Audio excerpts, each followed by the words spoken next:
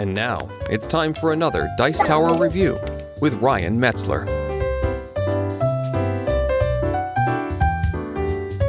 Hey everyone, it's Ryan Metzler here, and I am back from Gen Con with a find from a small publisher. Today we're going to be taking a look at Ark by Tech Lab Games. Now this was a Kickstarter title that is now available for purchase outside of Kickstarter, and it is essentially a CCG or LCG style game where you can buy these pre-constructed decks. There's currently 5 of them, and you can sit down and play a 2-player game right out of the box. Or you can construct a deck from the cards that you get inside of these and play with your own little bit of a design. It's about traveling through the future in order to try and kill your opponent, but real quick, why don't we just take a look at what's inside these boxes, or at least 2 of these boxes. We'll get an idea of the gameplay and the components, and then we'll come back here and get my final opinions of this card game.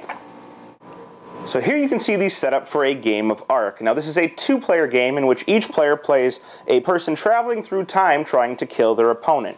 You can see here there are several different areas of time. We have the future, the present, and the past. And in these areas, we each have a character. So the engineer here has a blue character, and the mercenary has a red character.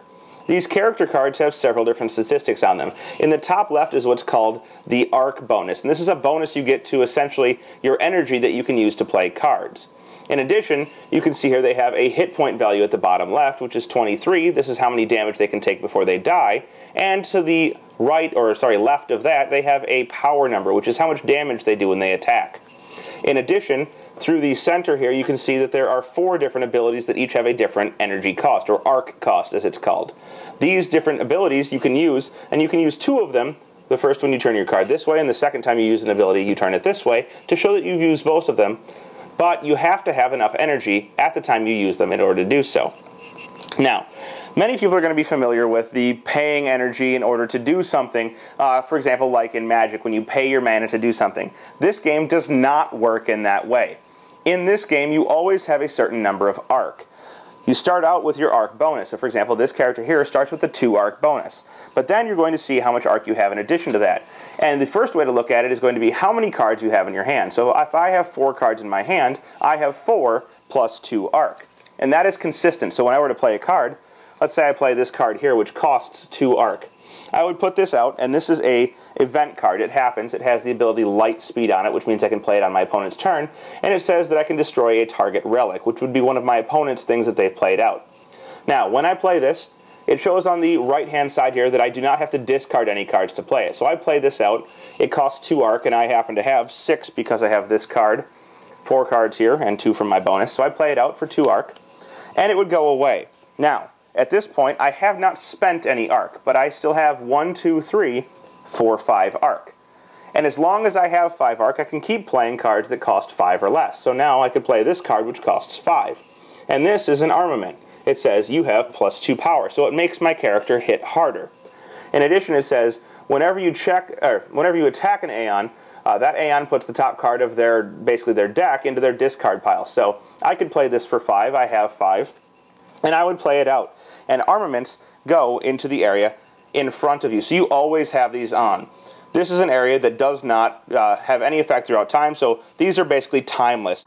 So you have this armament with you at all times, and you're able to do more damage by playing it. And now you have 1, 2, 3, 4 Ark. So basically your Ark's going to go down very slowly unless you have to discard a lot of cards, or if you spent all of your Ark in a previous turn, you're going to have a lot less on the next turn. At the beginning of each of your turns, unless you're the first player, you draw a card. So you'll see that your Ark goes up a little bit each turn. Now, the abilities you have on your cards are going to let you do several different things, like travel through time. So as long as you have enough Ark, so for example, the engineer here requires 2 Ark to go to a different area. So for example, he could spend 2 Ark to go here. It says here that if he's there at the end of his turn, he gains 2 health. So, good place for him to be. He could have also gone to his opponent's area, and this would allow him to attack him using his second ability as long as he has enough Ark. Now, it requires 4, so if he's holding on to his 2 cards and he has his 2 bonus, he could exhaust again to attack his opponent. His opponent has 20 health and a 4 power, so the engineer's probably not real wise standing in this area because he only has 1 power, and he would only do 1 damage to the mercenary. However, he has plus 2 power, so instead of being just a 1, he's actually a 3, and he does 3 damage to the mercenary, bringing him down to 17. Not so bad. At the end of your turn, you're going to get any bonuses from the area that you're currently in. So this one over here lets you gain 2 health. The past is actually going to let you draw a card at the beginning of your next turn. And each of these areas that you see here, the blue and the red, are character specific, so you get those in the pre-constructed decks and have different abilities.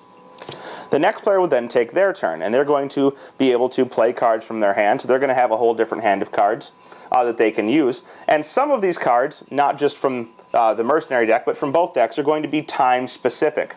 So for example, we have relics. And relics, like this one right here, are going to be time specific. This one says you can exhaust it if you're in the right time area, and you will be able to choose one. You can either draw a card and discard a card, or you can draw a card and lose 2 life. So it's a way to get more Aeon into your hand, more energy, arc energy into your hand, so that you can play more cards, but you may have to take a life sacrifice in order to do so. So when you played this, you would play it in your current area, and if you happen to be in that area, you can use this card in order to do the effect, drawing a card and discarding a card from your hand, or losing the 2 life.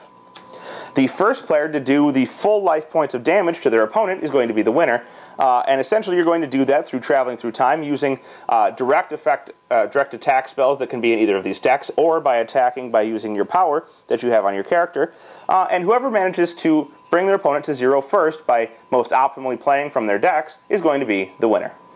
Now, just to cover all of the different types of cards, there are 2 that I missed in my explanation, and these are called traps and trinkets.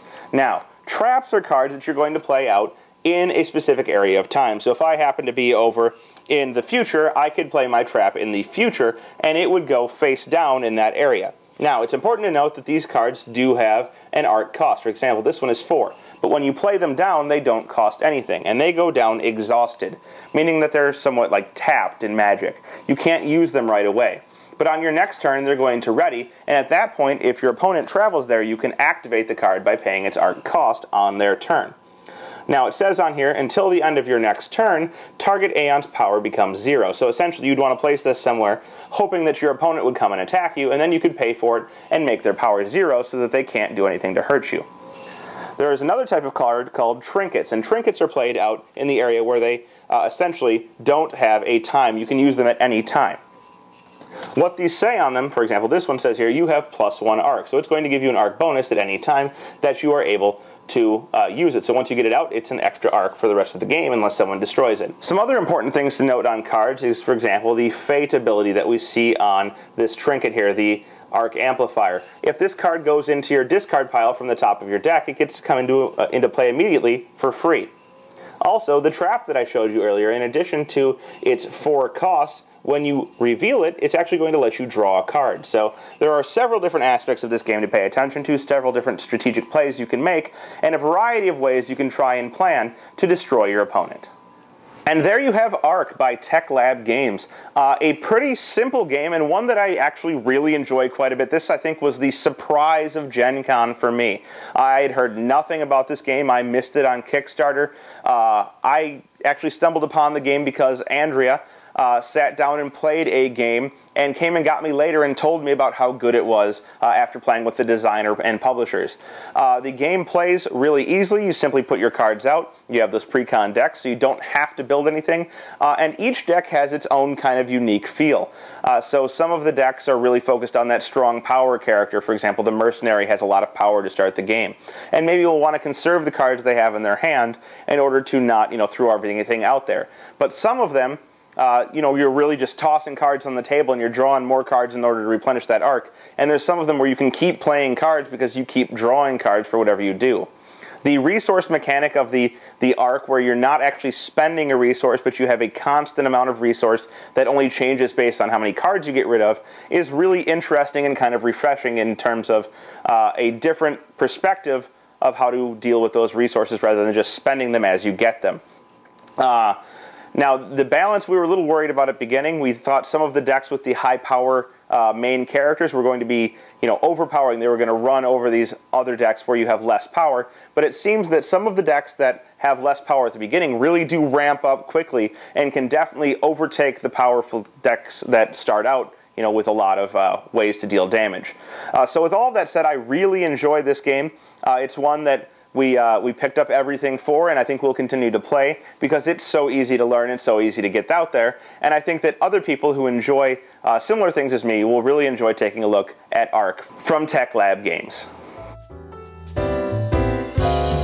Thanks for watching our review today.